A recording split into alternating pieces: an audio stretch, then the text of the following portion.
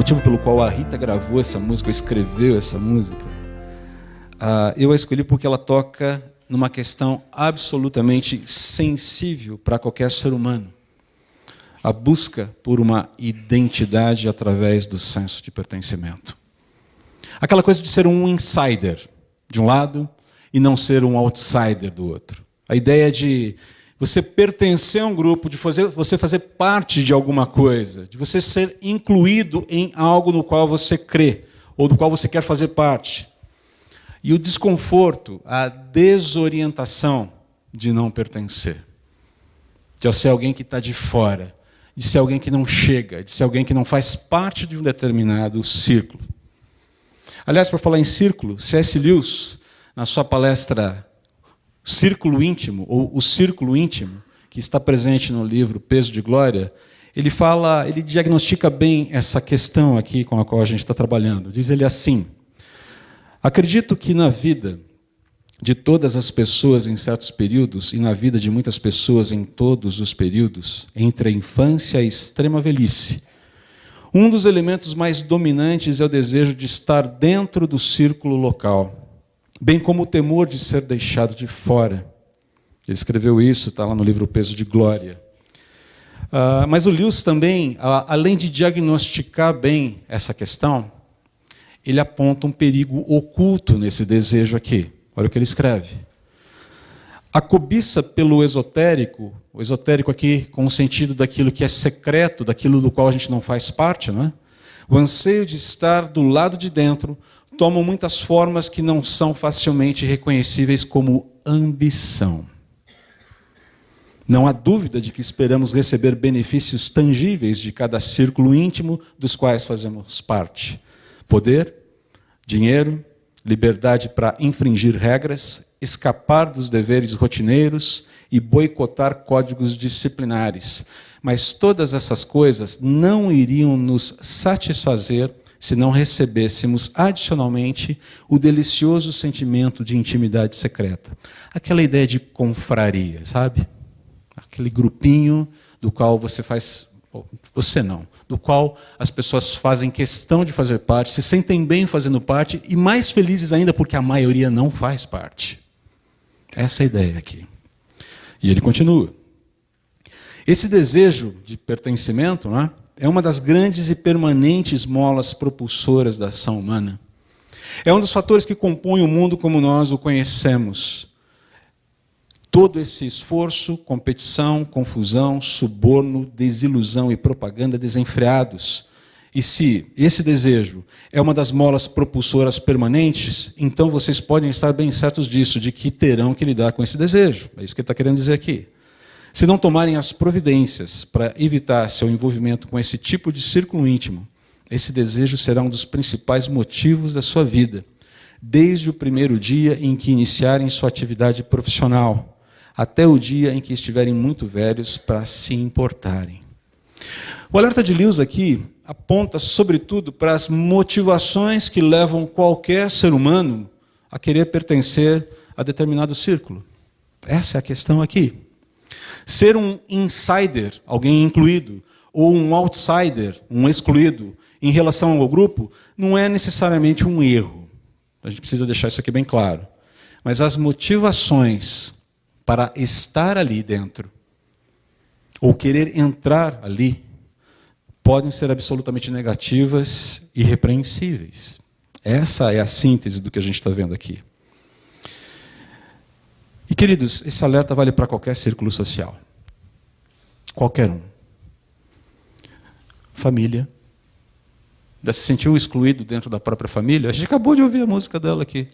Filha, você é a ovelha negra da família. Some. Família. Profissões, ou o círculo profissional, o círculo econômico, acadêmico, recreativo e, acredite, até mesmo religioso. Até mesmo religioso. Eu já não sei mais precisar quantos são os irmãos e irmãs em Cristo que eu conheci e conheço pastores ou não, ministros do evangelho ou não, gente que não tem, na verdade, uma função de frente nas igrejas, mas gente que tiveram sua presença literalmente sabotada por gente que se considerava dona da igreja. Eu cansei de ver isso. Eu canso de ouvir histórias novas com frequência. Se o pastor e sua família, se aquele novo irmão que acabou de chegar, ou aquela nova irmã, os outsiders, chegam e não conseguem cair nas graças daquele círculo íntimo que controla o pedaço, já era, dá linha, vaza, porque não vai rolar. Percebe como esse alerta é importante para a nossa realidade como igreja? Como a gente tem que ficar atento com isso? Sabe onde isso pode ser, esse alerta precisa pingar o tempo todo para a gente ficar atento com o que está acontecendo? Nos nossos PGs. Nos nossos PGs. Eu não estou dizendo que isso acontece nos nossos PGs, mas é um alerta para os nossos PGs. PG é feudo? Tem dono? É feudo? Não. Tem dono? Tem. Quem é o dono? Quem é o dono, igreja? Falem mais alto, por favor. Ele é o dono. Não somos donos dos nossos PGs. Não somos donos dos nossos ministérios. Nós sequer somos donos da nossa vida. Percebe como a coisa começa a clarear um pouquinho mais? E você está percebendo que talvez eu vou entrar com vários punches no estômago hoje. A ideia não é essa, embora eu não possa fugir da exigência que o texto escolhido para essa manhã me apresenta aqui. Agora, deixa eu fazer um parênteses aqui para vocês nesse momento, ok? Tem outsider e tem excluído que gosta da sua condição de excluído. Ele gosta de ser excluído. Isso existe. Não é todo mundo, não é todo outsider, todo excluído que é assim. Mas tem gente que gosta dessa condição de ser outsider. Porque ele vai usar isso como instrumento de crítica, de manipulação, de constrangimento, vai desconstruir valores e etc. Tem gente que gosta de ser outsider para criticar. Tem gente que gosta de ser outsider para dizer, olha só como nada funciona. É gente que gosta de exercer autocomiseração. É gente que gosta de sentir pena de si mesmo. Sempre vai ter gente assim. Não só na igreja, em qualquer lugar. No seu trabalho tem gente assim. Talvez na sua família tenha gente assim. Talvez na escola onde você estuda, trabalha, tenha gente assim. Em qualquer instância, em qualquer círculo, tem gente assim. E sabe como é que as pessoas são chamadas? Essas pessoas são chamadas pelas Escrituras. Raiz de amargura. Hebreus, capítulo 12, versículo 15, fala de pessoa. Raiz de amargura ali naquele texto não está falando de sentimento, está falando de gente. Gente que com a sua atitude negativa começa a inserir o mal dentro da comunidade. E o autor de Hebreus fala, olha, tem que cortar. Tem que cortar. E às vezes o corte tem que ser radical. Mas esse é um outro assunto aqui. O problema desse tipo de pessoa, do outsider, ainda estou fazendo esse parênteses do outsider que gosta de ser outsider, ok? O problema desse tipo de excluído é que ser outsider é o seu ídolo funcional. O seu grande ídolo é, eu sou um excluído. E isso funciona e eu vou usar isso a meu favor. Mas não é desse tipo de gente que a gente está tratando aqui. A gente está falando do outsider, que é outsider e não quer ser outsider. Ok? Essa coisa de lidar com a exclusão. De ser membro de alguma coisa, não ser membro de alguma coisa. É disso que a gente está falando aqui. E aqui eu fecho o parênteses. Precisava fazer esse esclarecimento. Agora é importante a gente relembrar como as coisas são no mundo como nós o conhecemos, como disse o Lewis aqui. Porque quando Paulo descreve o viver cristão em Colossenses, que foi o texto lido pela Claudine agora de manhã, fica evidente para nós que a dinâmica de fazer parte dessa coisa chamada família de Deus opera numa frequência absolutamente diferente de tudo que o mundo está propondo por aí. Opera numa frequência absolutamente diferente. E o primeiro ponto a destacar aqui é no que Deus nos tornou. Aquilo que nós já somos, quando nos tornamos, ou quando somos salvos, quando somos tornados filhos de Deus mediante a fé em Jesus. Ele fala assim: uma vez que vocês ressuscitaram para uma nova vida com Cristo, mantenham os olhos fixos nas realidades do alto, onde Cristo está sentado no lugar de honra à direita de Deus. Pensem nas coisas do alto e não nas coisas da terra, pois vocês morreram para essa vida. Essa é uma afirmação extremamente contundente. Veja bem, Paulo não está aqui propondo que todos nós nos reunamos e, ao melhor estilo Jim Jones, fundemos uma comunidade no meio do nada para fugir de toda a realidade mundana. Mas ele está falando que a nossa frequência de vida, a nossa pauta de vida é completamente diferente, ela já mudou. A ideia aqui. E ele continua. E agora a sua verdadeira vida está escondida com Cristo em Deus. E quando Cristo, que é a sua vida, for revelado ao mundo, vocês participarão da sua glória. Paulo afirma aqui que os cristãos já partilham de todos os efeitos da obra salvífica de Jesus. Obra essa que promoveu a reconciliação da criatura com o seu Criador. Queridos, o cristão já é um insider, ele já é um incluído, ele já é um coparticipante nos efeitos da morte de Jesus, nos efeitos da ressurreição de Jesus e até mesmo nos efeitos, ou na circunstância da volta de Jesus, quando ele voltar gloriosamente para julgar o mundo. Nós já fazemos parte dessa realidade, nós já desfrutamos inicialmente, não completamente, de todos os efeitos da obra completa do Senhor Jesus na salvação do homem. Passado, colocados numa condição de amizade com Deus, anteriormente inimizade. No presente, amigos de Deus. E no futuro, reinando com Deus. Essa é a condição que Deus nos colocou. Essa é a nova realidade do cristão. Essa é a nova frequência que se sobrepõe à vida nesse mundo aqui e agora. Perceba que essa realidade, isso que Paulo está falando aqui, significa que a pauta da nossa vida ela é reconfigurada por Deus. E não adianta falar que eu não gosto disso. Eu não quero, Jesus, ser assim. A questão é, você é assim. Você faz parte de uma nova família agora. E dentro dessa nova casa, existe uma dinâmica diferente de vida. Uma vez eu usei a ilustração de uma criança que é adotada. Uma criança de rua que é apanhada e levada para dentro de uma casa linda, maravilhosa. E chega lá, esse pai e essa mãe que recolheram essa criança, chegam para lá, ele todo sujo, mulambento, mal cheiroso, aquela coisa toda. E você chega e fala, olha, aqui agora vai ser seu quarto. Você tem um quarto seu. Paredes brancas bonitas, um baú cheio de brinquedos legais. Tem um banheirinho só para você ali. E aí você leva, pega aquela criança pela mão, sai passeando com ela e mostra a cozinha onde ela vai tomar as refeições. Aquela cozinha super bonita, super gostosa, a comidinha já sendo feita, aquele cheiro gostoso. E você cria toda uma dinâmica e fala, esse é o seu novo lar, essa é a sua nova casa. E vamos começar tirando a sua sujeirinha. Vamos tomar uma duchinha. Tio, não gosto de tomar banho, não. Não, você precisa tomar banho. Porque aqui, a ideia é que você seja cuidado integralmente. Entenda, nos primeiros dias, nas primeiras semanas, talvez nos primeiros anos e durante muitos anos, aquela criança que saiu das ruas e que estava acostumado com uma vida desgraçada, vai resistir às normas da casa, por melhor seja a vida ali dentro. Mas vai chegar um momento que ele vai, peraí, olha o que eu tinha e olha o que eu tenho agora. Essa é a mudança de vida que Deus nos propõe. Entra na rotina da casa. Toda casa tem uma norma, toda casa tem uma rotina. Não dá para fugir disso. Uma casa que não tem norma, que não tem rotina, que não tem um esquema de funcionamento, é uma casa anárquica. E onde cada um faz o que quer, do jeito que quer, na hora que quer, como quer, você sabe o que acontece.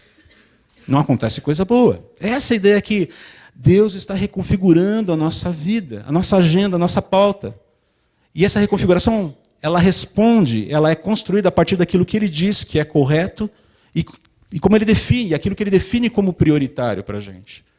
Agora, entenda o seguinte, Deus não vai passar como um trator por cima da gente. Não é assim que Ele funciona. Quando Deus diz para a gente que o melhor, é porque é o melhor mesmo para a gente. E quando Ele diz que as prioridades dele são melhores para nós, é porque elas de fato são. E trazem vida, trazem ânimo, trazem fortalecimento, trazem restauração, levam a gente para o lugar certo, nos desviam de problemas. Eu digo que a maior parte dos problemas que eu tenho são causados, adivinhe por quem? Por mim. Por mim. A compreensão da eternidade, do impacto da eternidade, entra no jogo da nossa vida. E isso revoluciona o nosso viver, ou pelo menos deveria revolucionar. E aqui vou fazer mais um parênteses. Tá? Desculpe os muitos parênteses hoje. É essencial frisar aqui que, diferentemente do que ocorre no mundo, o indivíduo nunca é incluído na família de Deus pelos seus próprios méritos. Por mais óbvio que isso pareça, é sempre bom repetir. A gente precisa ter uma compreensão clara de quem a gente é nesse processo. Certa vez, o jornal London Times pediu a alguns escritores, conhecidos na época, que respondessem a seguinte pergunta: o que há de errado com o mundo? E o Gilbert Keith Chesterton, mais conhecido como G.K. Chesterton, ou G.K. Chesterton, autor do livro Ortodoxia, que alguns de vocês conhecem, enviou a seguinte resposta para o jornal: prezados senhores, eu, atenciosamente, Gilbert Keith Chesterton. O que é de errado com o mundo? Eu. Eu já falei uma vez aqui e falo de novo. Eu não estou dando ideias para vocês, tá, nobre e querido presbíteros? Mas querem ver essa igreja melhorar substancialmente?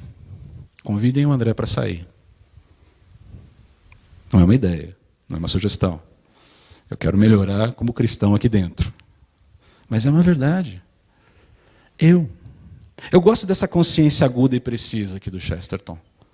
Por quê? Porque eu preciso sempre me lembrar que eu faço parte do problema. E que o primeiro passo para a solução desse problema foi a minha inclusão na família de Deus pela graça mediante a fé em Jesus Cristo. Aquilo que Paulo fala em Efésios capítulo 2, versículos 8 e 9. Pois vocês são salvos pela graça por meio da fé, isso não vem de vocês, é uma dádiva de Deus, não é uma recompensa pela prática de boas obras, para que ninguém venha a se orgulhar. Isso precisa estar sempre latente na minha mente. E esse texto me dá uma segurança tremenda, porque deixa claro para mim que eu nunca mais serei um outsider em relação a Deus. Eu nunca mais serei um excluído em relação a Ele, porque o que garante a minha inclusão, o que garante a minha permanência na sua família é o quê?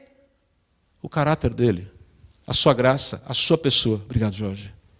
É Ele quem garante a minha permanência nessa família. É Ele quem garante a minha inclusão. Não sou eu.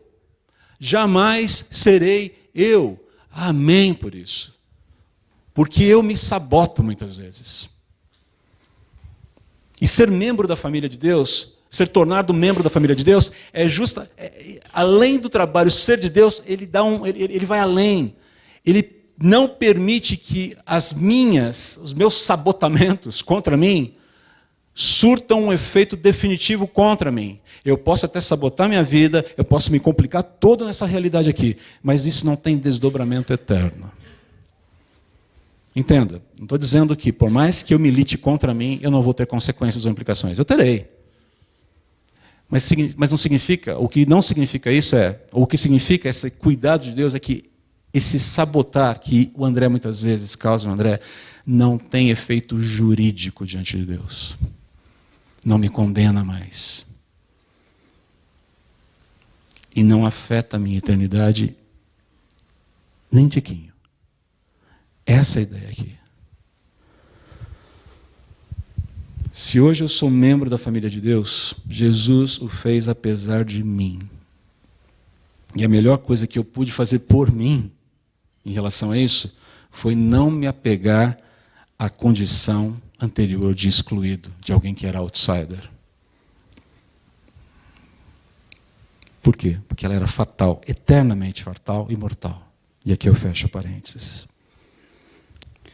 Você percebeu a diferença aqui? No mundo como nós conhecemos, é o esforço, o mérito individual que eventualmente torna alguém um incluído em qualquer círculo. Já na família de Deus, o indivíduo é incluído pelos méritos de Cristo segundo a vontade de Deus. A inclusão é fruto desse convite soberano de Deus, aceito com humildade e arrependimento por parte do indivíduo. E aí você deve estar falando, André, eu já sei de tudo isso. Eu falei, ótimo, que bom. Vamos relembrar juntos, então. Porque isso precisa estar cristalino na nossa mente, a gente precisa viver isso constantemente. Agora, queridos, e aqui uma palavra talvez para você que nos visita e que ainda não é um cristão. Ser um insider, ser um incluído na família de Deus é realmente muito simples. Muito simples. Não faltam oportunidades. Hoje é uma delas. Mas elas não vão durar para sempre. Isso é um fato. Se você ainda não é um cristão no sentido bíblico da palavra, eu quero convidar você a se arrepender dos seus pecados, pedir perdão a Deus, crer em Cristo como seu Salvador e se refugiar na sua graça. É isso que faz de você um incluído, um membro da família de Deus. E essa graça está disponível para você hoje, aqui, agora. Eu não sei, eu não conheço todos. Talvez haja alguém aqui que ainda não tem a Jesus como Senhor de sua vida. Agora, Paulo não para por aí. Lembre-se do que eu mencionei sobre a música da Rita Lee no começo, que ela tocava naquela questão absolutamente sensível para todo ser humano? A busca por uma identidade através do senso de pertencimento? Pois é, a gente já viu que nós já temos essa identidade sólida com Jesus, mas essa identidade sólida com Jesus, de pertencer à família de Deus, traz consigo algumas implicações. Aliás, identidade prevê compromisso com aquilo com o qual se identifica. A gente vê Paulo falando sobre isso nos 2 primeiros versículos de Colossenses. Se ressuscitamos com Cristo, devemos pensar nas coisas do alto. Os 2 primeiros versículos, a ideia principal é essa. Então, o segundo ponto a destacar aqui é no que Deus deseja nos tornar. E começa ali no versículo 5. Portanto, façam morrer as coisas pecaminosas e terrenas que estão dentro de vocês. Fiquem longe da imoralidade sexual, da impureza, da paixão sensual, dos desejos maus e da ganância, que é idolatria. É interessante aqui ver que, eu volto aqui, por exemplo, do Chesterton. Eu sou o problema. Eu preciso entender que o problema se manifesta na minha vida, em primeiro lugar. Eu não posso ficar simplesmente olhando para a vida dos outros, eu tenho que me analisar. À medida que nós conhecemos a Cristo, conhecemos a nós mesmos, conhecemos as nossas fragilidades, conhecemos as nossas inconsistências, as nossas incoerências, os nossos medos, os nossos erros. E esse discernimento de Jesus, quem é Jesus e quem eu sou, essa troca que vai mostrando para mim quem é o André, ela é essencial para gerar engajamento com Deus, para erradicar aquilo que está de errado na minha vida. E acreditem, tem um monte de coisa que precisa ser erradicada na minha vida. Eu estou lutando, eu estou num processo, o cristão está nesse processo. Ele só acaba quando acabar. Ou quando você e eu formos promovidos para a glória, ou se o Senhor Jesus voltar e nos arrebatar para junto dele. Acabou. Aí é festa na eternidade. Mas até lá estamos num processo. E a gente precisa se envolver nele. Essa ideia de fugir da imoralidade sexual, da impureza, da paixão sensual, dos desejos maus e da ganância, essa instrução tão clara de Paulo, ela existe porque basicamente são esses os motores que movem o nosso desejo de satisfazer o senso de pertencimento de maneiras equivocadas. E novamente aqui eu vou recorrer ao texto do Lewis, dentro dessa preleção que ele fez, o círculo íntimo. Ele diz o seguinte: pergunto-me se em tempos de promiscuidade, ele está escrevendo isso, ou ele está falando isso há 60 anos atrás. Eu fico imaginando como é que ele lidaria com a promiscuidade dos dias atuais. Mas enfim, vamos em frente aqui.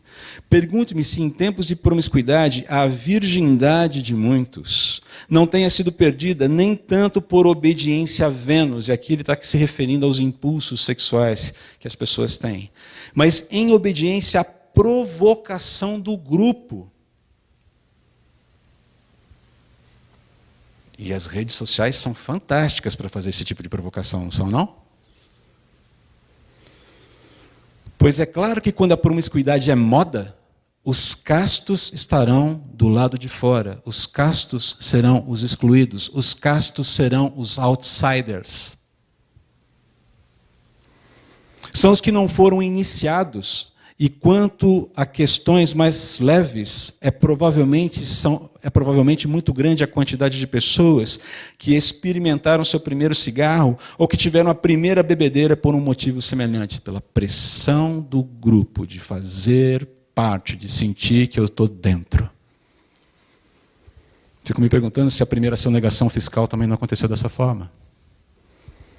Se a primeira puxada de tapete no colega de trabalho também não acontece dessa forma. O primeiro bequezinho, cigarrinho do capeta. Se você ainda não entendeu, cigarro de maconha. A primeira carreira de cocaína, o primeiro beijo. Pergunte para os seus filhos adolescentes, se é que você já não sabe, a crise de quem é BV ou BVL. Vocês não sabem o que é BV? Não sabem o que é BVL? BV, boca virgem. BVL, boca virgem de língua.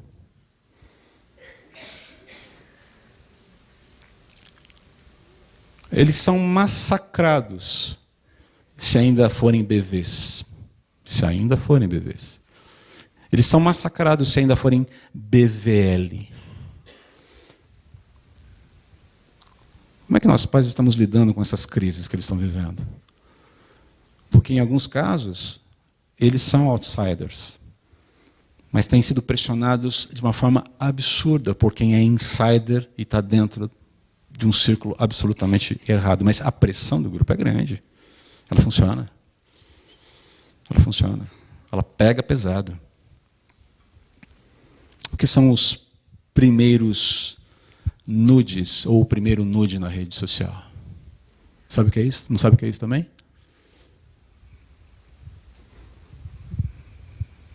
Pergunte para o seu filho adolescente o que é um nude enviado pela rede social.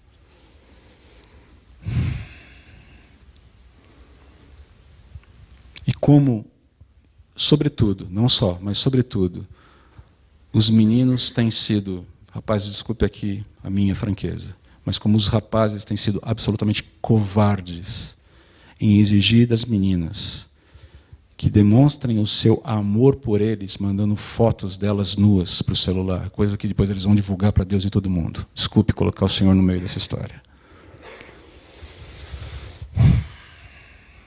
Está acontecendo, gente. E a pauta aqui é: sejamos alguma coisa que não esse tipo de insider. O que é a primeira flertada com a infidelidade? Ou você acha, sinceramente, que alguém acorda e diz: hoje eu vou ser infiel à minha esposa, ou hoje eu vou ser infiel ao marido? Isso é plantado, isso é semeado, e muitas vezes isso vem na esteira da pressão.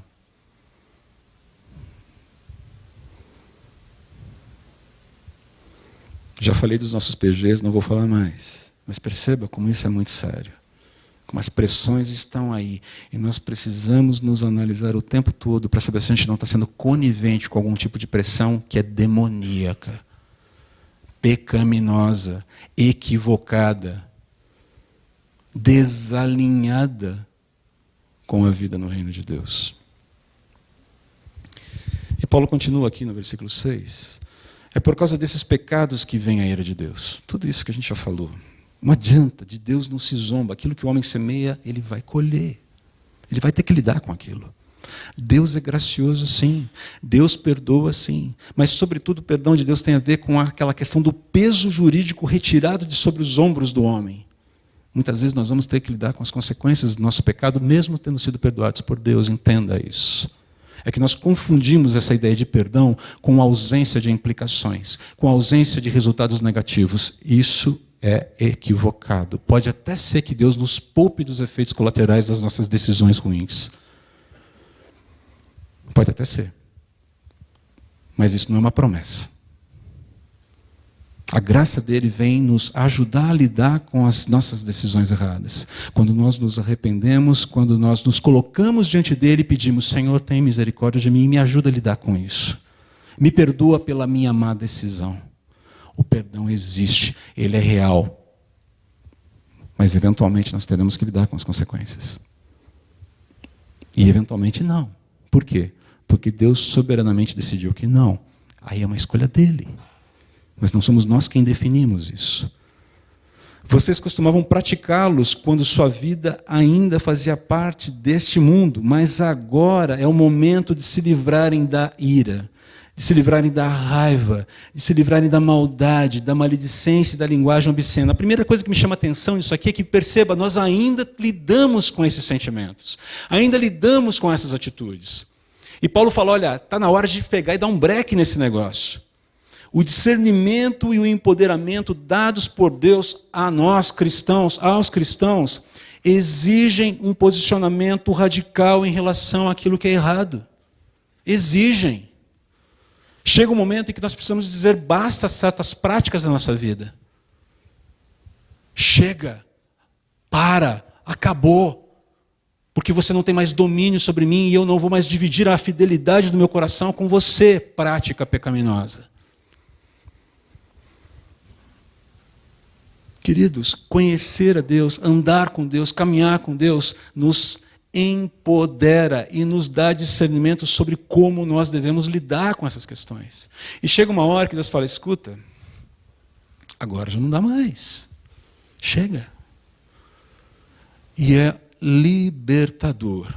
Libertador. Quando você diz, não, não mais. Chega, daqui em diante, acabou. É libertador.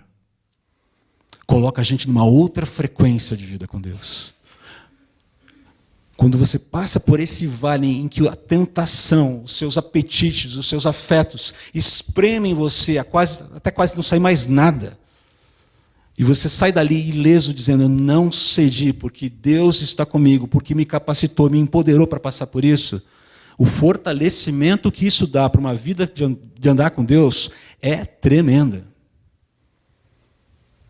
A questão é que muitas vezes a gente está mais afeito, a gente está muito interessado em ficar envolvido com essa dinâmica de vida em que as coisas estão. Eu vou levando uma vida, vou levando um pé aqui, um pé ali, um pé aqui, um pé ali. E Deus está falando, não, não, não. Volta, para. Porque você tem condições de falar não para isso. Você tem condições de falar não. Quando chega no versículo 9, ele fala, não mintam uns aos outros. Perceba, essa é uma ordem dada a cristãos. Basicamente, a palavra que vem aqui, o que ele está dizendo aqui, não altere a verdade sobre você, não altere a verdade sobre os outros, não altere a verdade sobre os fatos, porque o nosso compromisso maior é com aquele que é a verdade, o Senhor Jesus. A mentira é abominável para Deus, porque ela falsifica a verdade, em primeiro lugar, sobre justamente quem Deus é. Lembra-se lá de Gênesis capítulo 3? Falsificação da verdade. Deus abomina a mentira porque ela simplesmente adultera a realidade e vende algo que não existe e promete entregar alguma coisa que não entrega. Não mintam uns aos outros. É por isso que o Senhor Jesus chama Satanás de pai da mentira. É por isso que a mentira é um assunto tão sério para Deus. E ele continua, pois vocês se despiram da sua antiga natureza, de todas as suas práticas perversas. A dinâmica de pertencimento do mundo não funciona mais para os cristãos. Essa é a grande questão, não encaixa mais. Você pode até tentar vestir, mas é uma roupa que não serve mais. Que agora você está fitness. Você tem uma outra dinâmica. Teu corpinho está diferente. E aquela cor, e aquela roupa velha, feia, surrada, não te serve mais. Não fica bem mais em você. Não casa mais com você. É a roupa nova do viver em Cristo que funciona, que te cai bem. E tentar usar aquela roupa antiga te deixa deselegante. Ela é mal cheirosa. Ela é desalinhada. Ela não funciona mais. Ela não tem mais o seu shape. Ou você não tem o shape dessa roupa mais. No versículo 10 ele fala, revistam-se da nova natureza e sejam renovados à medida que aprendem a conhecer seu Criador e se tornam semelhantes a Ele. Esse é o propósito maior de Deus. tornar nosso caráter semelhante ao caráter de Jesus. Nos tornar parecidos com o Filho. E é um processo cujo sucesso final é garantido. Não depende de mim, não depende de você, depende só dele. Ele vai conseguir, ele vai levar a gente lá, a gente vai chegar lá. A gente chega lá. É quase como... Detesto falar desse exemplo numa época de Copa em que o Brasil acabou de sair, mas é quase como você entrasse num time e falar, jogue bem, jogue o melhor que você puder, mas sabe de uma coisa, o time vai ganhar, tá bom? Já pensou se o Brasil entrasse assim? Se a gente soubesse? Pessoal, vocês têm que dar o sangue dentro do campo, mas vai ganhar, tá? A taça está garantida. Isso não existe no mundo, mas existe com Deus. Funciona com Deus. O time ganha e chega muito bem na final. Essa é a ideia ali. E no versículo 11 ele continua, nessa nova vida não importa se você é judeu ou gentio, se é circuncidado ou incircuncidado, se é inculto ou incivilizado, se é escravo ou livre, Cristo é tudo o que importa e Ele vive em todos. Como eu já disse aqui, em outro momento, o Evangelho, o Senhor Jesus, é o nivelador social por excelência. Ele é absolutamente inclusivo. Já vou explicar o que eu quero dizer com isso. Nesse sentido aqui. Nenhuma ideologia ou subideologia, seja de direita, seja de centro, seja de esquerda, dá conta de fazer o que Jesus faz. Nenhuma. Nenhuma. Repito, em alto e bom som para quem quiser ouvir. Nenhuma. Então, você já sabe como você deve direcionar o seu coração para as próximas eleições. A esperança deve ser colocada nele, e não num programa de governo qualquer, seja ele de direita, centro ou esquerda. Porque não vai funcionar dessa forma. Se os nossos governantes não se voltarem para Deus, a gente pode até ter alguma melhoria temporária, mas a gente vai voltar a lidar com os mesmos problemas estruturais, infraestruturais, sociais, que estão assolando o Brasil já há muitas décadas. Sem o Senhor no centro, esquece. É por isso que o Evangelho é o melhor nivelador social que existe. Quando nós nos abrimos a Ele, nos rendemos a Ele. Entenda aqui uma coisa. Deus está operando para que o caráter de cada homem e mulher cristãos reflita o caráter de Jesus. Deus quer nos tornar outsiders em relação ao mundo.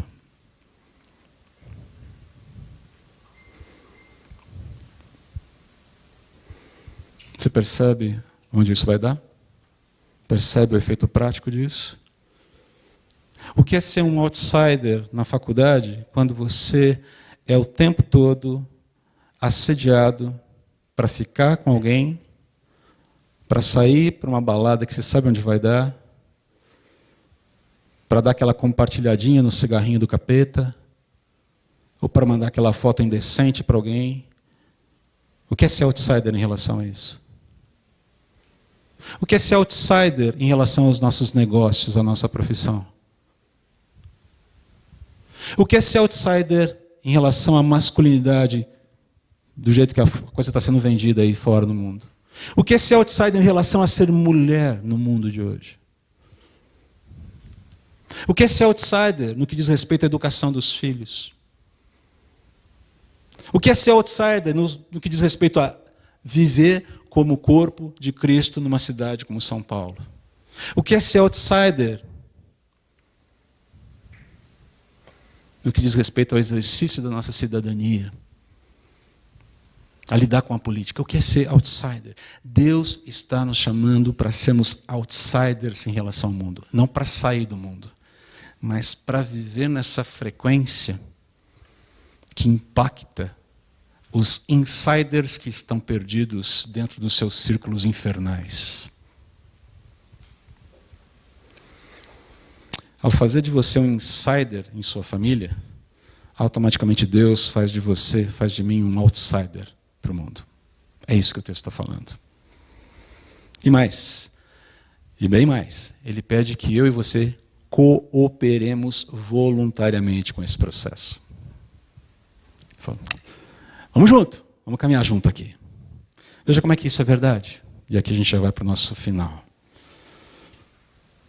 Visto que Deus os escolheu para ser o seu povo santo e amado, revistam-se de compaixão, bondade, humildade, mansidão e paciência.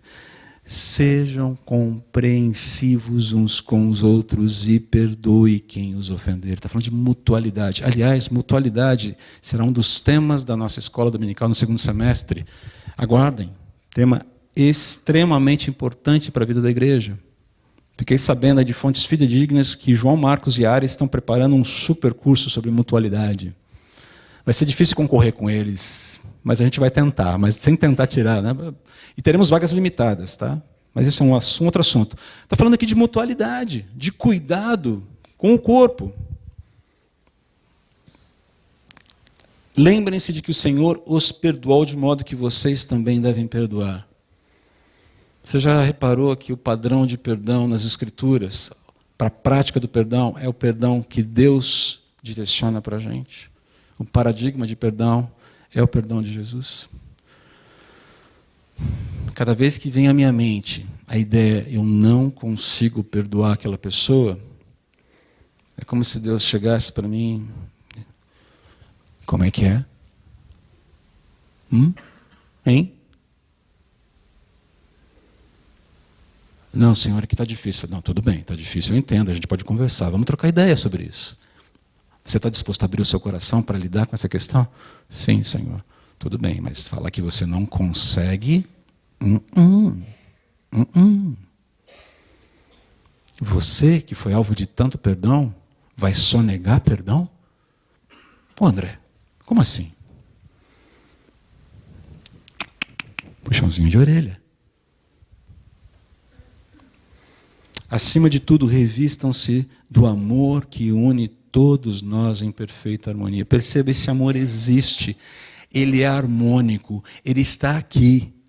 A questão é a nossa adequação, a frequência desse amor, nos ajustarmos a ele, e não ele se ajustar a nós. Acima de tudo, versículo 15, permitam que a paz de Cristo governe o seu coração. Perceba que a paz de Deus, para que exista no meu coração, precisa de permissão. Eu posso impedir a paz de Deus de reinar em mim. Pois como membros do mesmo corpo, vocês são chamados a viver em paz. E sejam sempre agradecidos. Que a mensagem a respeito de Cristo em toda a sua riqueza preencha a vida de vocês. Ensinem e aconselhem uns aos outros com toda a sabedoria.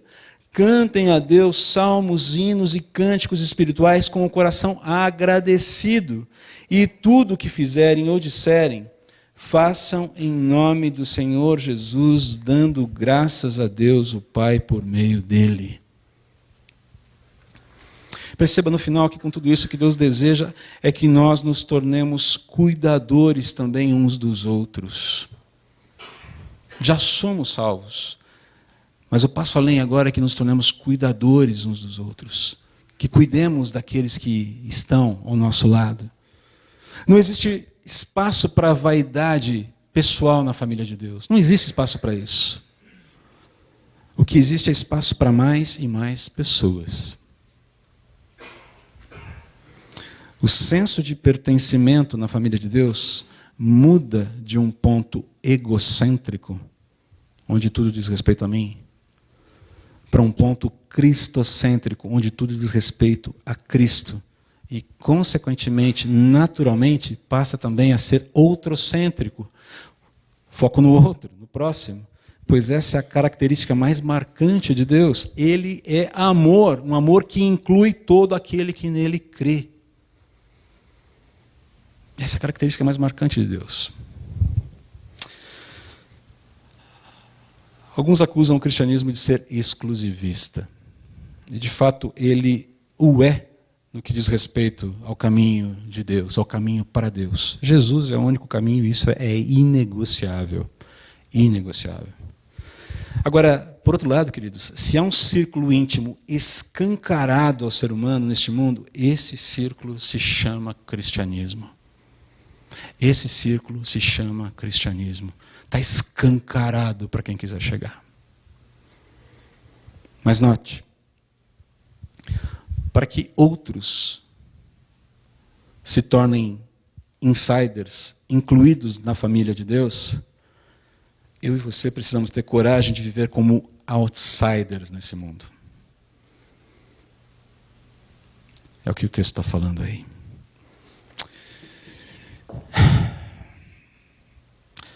Há muitas ovelhas negras perdidas por aí, procurando por um aprisco. E ao contrário do que a Rita ali canta em Ovelha Negra, adianta chamar sim. Adianta orientar sim. Adianta ir atrás sim. O Senhor Jesus conta essa história. Ele conta essa parábola. Lembra da ovelha perdida? Essas pessoas, essas ovelhas negras, só precisam de alguém que lhes indique o caminho. Adivinhe quem é?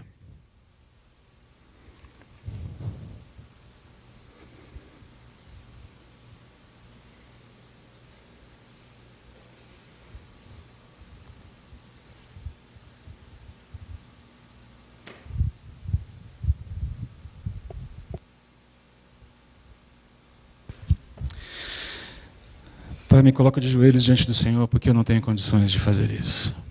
De ser um outsider sem a tua força. Sou muito preocupado comigo mesmo, sou muito preocupado com os meus desejos, com as realizações dos meus sonhos. Mesmo estando no ministério, mesmo sendo um pastor, olha que coisa curiosa. Mas o Senhor me chamou para ser alguém que caminha contigo, não à margem desse mundo, mas à margem do pensamento desse mundo. E estar à margem do pensamento desse mundo é estar no centro da tua vontade. Eu reconheço aqui, diante dos meus irmãos, a minha fragilidade. Não dou conta. A música que nós vamos cantar agora, que é uma oração belíssima, fala sobre isso. Fala de como a gente depende do Senhor.